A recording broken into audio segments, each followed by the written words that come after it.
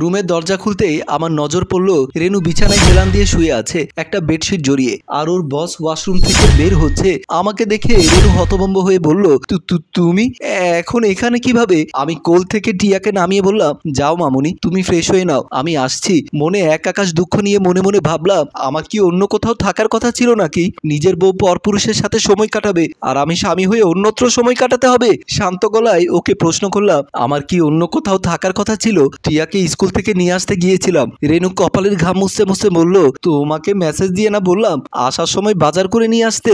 আমি পকেট থেকে ফোন বের করলাম, দেখলাম রেনুর মেসেজ। আমাকে দেখে ওর অফিসের বস চোখ বড় বড় করে তাকিয়ে আছে। আমি বেশ স্বাভাবিক স্বরে বললাম, স্যার মনে হয় খুব ক্লান্ত হয়ে গেছেন তাই না? উনি আমতা আমতা করে বলল, না মানে প্রচন্ড গরম পড়েছে তাই ফ্রেশ হচ্ছিলাম।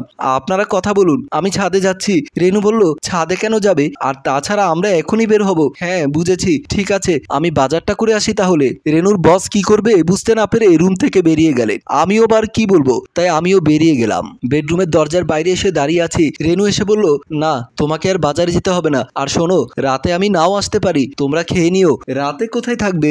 আরাফ নাইট পার্টি দিয়েছে, যদি বাড়িতে ফিরি তাহলে অনেক লেট হবে, নাও আসতে পারি। আমি একটু অবাক হয়ে হেসে প্রশ্ন করলাম, তুমি তোমার বসকে এভাবে নাম ধরে ডাকো বুঝি? রেনু ভ্রু কর্কশ কণ্ঠে বলল, হ্যাঁ ক্লাসমেট আমার। কেন, কোনো সমস্যা? না না, আমার সমস্যা থাকবে কেন? এত কিছু জেনে তুমি কি করবে? আমি কি তোমার টাকা চেয়েছি নাকি এখন নিজের টাকা খরচ করতে তোমাকে কৈফিয়ত দিতে হবে? আমি সেটা কখন বললাম? তোমার কিছু বলতে হবে না। আমি আমার স্ত্রীকে বোঝানোর জন্য বললাম, পার্টি কি করতেই হবে?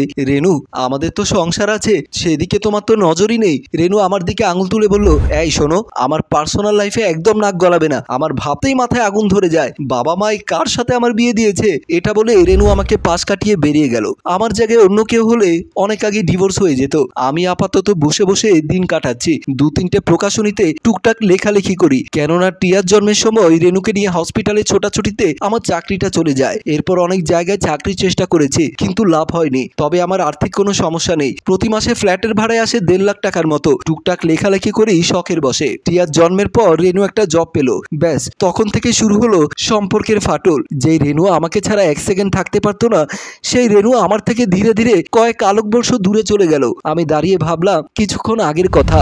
দরজা খুলে ঘরে ঢুকতে দেখলাম স্যুট পরিহিত এক লোকের প্রতি অনেকটাই ঝুঁকে এসে আমার স্ত্রী রেনু গল্প করছে। আমাকে দেখে রেনুর মুখে বিরক্তির ছাপ স্পষ্ট ফুটে উঠল। রেনু বলল, বাজার থেকে আসতে এতক্ষণ লাগে? আমি বাজার ব্যাগটা রাখতে রাখতে বললাম, একটু কই মাছ নিতে গিয়ে দেরি হয়ে গেল। রেনু ভ্রু কুচকে বলল, যাও স্যারের জন্য আর আমার জন্য 2 কাপ চা করে নিয়ে আসো, এক্ষুনি আনছি। বলেই রান্নাঘরে চলে আসলাম। রুমের বাইরে আসতেই রেনুর সাথে ছেলেটার কথা কানে এলো। ছেলেটা রেনুকে বলল, ইনি কে?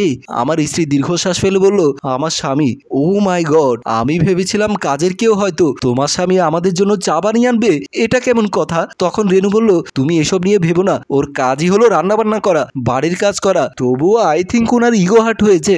ওনাকে এইভাবে বলাটা কি উচিত হলো? রেনু হেসে বলল, ওর ইগো টিগো নেই, এসবে ও কিচ্ছু মনে করে না, অনেকটা বলা যায় বেকুব টাইপের। এরপর আর তেমন কিছু কথা কানে আসলে আমি রান্নাঘরে চলে গেলাম। আমি অতি যত্নে 2 কাপ চা রেডি করে নিয়ে ওদের সামনে গেলাম। চায়ের ট্রেটা বিছানায় রাখতে স্যুট পরিহিত লোকটা হ্যান্ডশেক করার জন্য আমার দিকে হাত বাড়িয়ে বলল, হ্যালো মিস্টার অব্র, আমি আরাফ, রেনুর অফিসের বস। আমার হাত নোংরা। নোংরা হাতে হ্যান্ডশেক করলে নিশ্চয়ই রেনির বসের ভালো লাগবে না। আমি বললাম, দুঃখিত স্যার, আমার হাত নোংরা তাই হ্যান্ডশেক করতে পারছি না। উনি হেসে বললেন, আরে এটা কোনো ব্যাপার না, আমি হ্যান্ডশেক করলাম। উনি বসতে বললেন, আমি বসলাম। উনি বললেন, রেনু আর আমি ক্লাসমেট ছিলাম, এখন বাবার বিজনেস সামলাচ্ছি, আমাকে স্যার ডাকবেন না প্লিজ। রেনুর দিকে তাকালাম, দেখলাম রেনু যথেষ্ট বিরক্ত হচ্ছে, চোখ মুখ কুঁচকে বসে আছে। আমার উপস্থিতি ওর মোটেও ভালো লাগছে না বুঝতে পারলাম। আমি বললাম, আপনারা কথা বলুন, টিয়ার স্কুল ছুটি হবে কিছুক্ষণের মধ্যে, ওকে আনতে যেতে হবে। রেনু বলল, টিয়ার তো স্কুল ছুটি হবে 12টায়, এখন বাজে 10টা। আমি বললাম, ওর স্কুলে খেলাধুলা হচ্ছে তাই তাড়াতাড়ি ছুটি,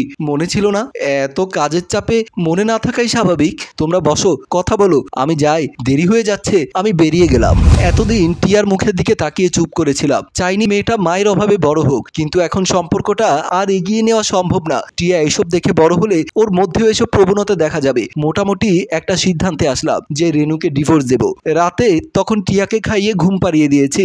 বারান্দায় এসে খাতাটা খুললাম। সামনের সপ্তাহে উপন্যাস লিখে দিতে হবে, কিন্তু কিন্তু মাথায় কোনো গল্প আসছে না। বেশ কিছুক্ষণ কলম নাচাতে নাচাতে কলিং বেল বেজে উঠলো। গিয়ে দরজা খুললাম, দেখলাম রেনু। ওর শরীর দুলছে, নেশা করেছে বেশ বোঝা যাচ্ছে। রেনু আমাকে ধাক্কার মতো করে সরিয়ে দিয়ে রুমে গিয়ে বিছানায় শুয়ে পড়লো।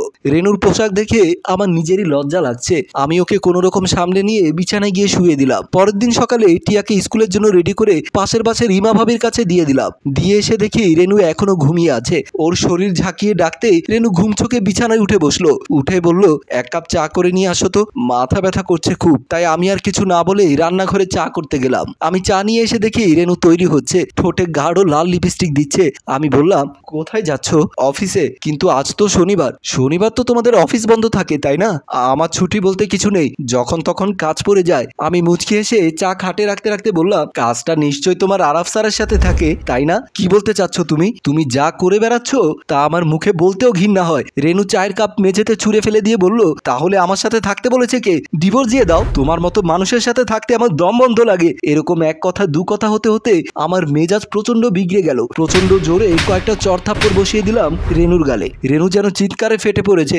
বলল, তুই আমার গায়ে হাত তুললি? দেখ তোর কি অবস্থা করি আমি। তো 14 গোষ্ঠীকে জেলের ভাত না খাইয়ে আমি থাকবো না। এই বলে রেনু বেরিয়ে গেল। আমার রাগ ক্রমশ বাড়ছে। ড্রয়িং রুমে এসে চিন্তা করলাম, আমি চাইলে মেয়েটাকে ডিভোর্স দিয়ে দিতে পারি, কিন্তু এরপর আমার মেয়েটার কি হবে? তারপর ভাবলাম বিষয়গুলো আমার শ্বশুরকে জানানো উচিত। এতদিন বয়স্ক মানুষ বিদায় এত কিছু মুখ বুঝে সহ্য করেছি, কিন্তু শ্বশুরকে কিছুই জানাইনি। মোবাইলটা বের করে কল দিলাম। আসসালামু আলাইকুম আব্বা, কেমন আছেন আপনি? জি বাবা, আমি ভালো আছি। আমার মেয়ে ভালো আছে তো? নাতনি কেমন আছে? আব্বা, একটা সমস্যা আছে, আমি আপনাকে জানানোর জন্যই ফোন করেছি। তোমার গলাটা এত গম্ভীর লাগছে কেন? কি সমস্যা বাবা, আমাকে খুলে বলো। তারপর আমি রেনুর সাথে তার বসের বিষয়গুলো উনাকে খুলে বললাম। ঠিক আছে, আমি এখনো মারা যাইনি, তুমি চিন্তা করো না। আমি যা বলছি মন দিয়ে শোনো। অফিসে বসে বস কাজ করছে। রেনু এসে বলল, আজকে মাথাটাই খারাপ করে দিয়েছে। তোমার স্বামী কিছু বলেছে নাকি? আবার প্রতিদিনই তো বলে। তোমাকে বারবার বললাম ডিভোর্স দিয়ে দাও। আরে হুট করে কি বলা যায় নাকি? আমি তো চাচ্ছি ডিভোর্স দিতে, কিন্তু সেটা আর করা হবে না। বাবাকে দেখে অবাক হয়ে চমকে রেনু দাঁড়িয়ে গেল। তার বসও দাঁড়িয়ে গেল। আরাফ রেনুর বাবাকে পায়ে ধরে সালাম করে বলল, স্যার আপনি এখানে? রেনু কি আপনার মেয়ে? আরাফ যে, তুমি তাহলে রেনুর বস? রেনু বলল, বাবা তুমি ওকে কিভাবে চেনো? আসলে উনি আমার শিক্ষক ছিলেন। আমি উনাকে বাবার মতো শ্রদ্ধা করি। শ্রদ্ধায় যখন করো তাহলে এত কষ্ট দিচ্ছ কেন? আমার মেয়ের জীবনটাই বা কেন নষ্ট করে দিচ্ছ? আমার ছোট নাতনিটার ভবিষ্যৎ কেন অনিশ্চিত করে দিচ্ছ? আরাফ প্রচন্ড লজ্জায় চোখের জল মুছে বলল, স্যার আপনি আমাকে মাফ করে দেন। আমি যদি জানতাম রেনু আপনার মেয়ে তাহলে কখনোই এমন ভুল করতাম না। আমি আপনার পায়ে ছুঁয়ে শপথ করলাম আর কখনো বিবাহ বহির্ভূত সম্পর্কে জড়াবো না। রেনু, তোমার বস তো আর তোমার সাথে সম্পর্ক রাখবে না। এবার তুমিও তোমার স্বামী আর সন্তানের সাথে আগের সাংসারিক জীবনে ফিরে আসো, নইলে কিন্তু আর বলতে হবে না। বাবা আমি বুঝতে পেরেছি, আমি ভুল করেছি। বাবু বলল, আপনাকে অসংখ্য ধন্যবাদ, আপনি আমার সংসারটা বাঁচিয়ে দিলেন। রেনুর বাবা দুজনকে জড়িয়ে ধরে বলল, ধন্যবাদ কিসের, তোমরাই তো আমার সব কিছু। সম্মানিত ভিউয়ার্স, গল্পটি ভালো লাগলে লাইক কমেন্ট ও শেয়ার করবেন। গল্পটি রচনায় অভিক ও চিত্রগ্রহণ ইফতি হোসেন এবং সম্পাদনায় আলমগীর।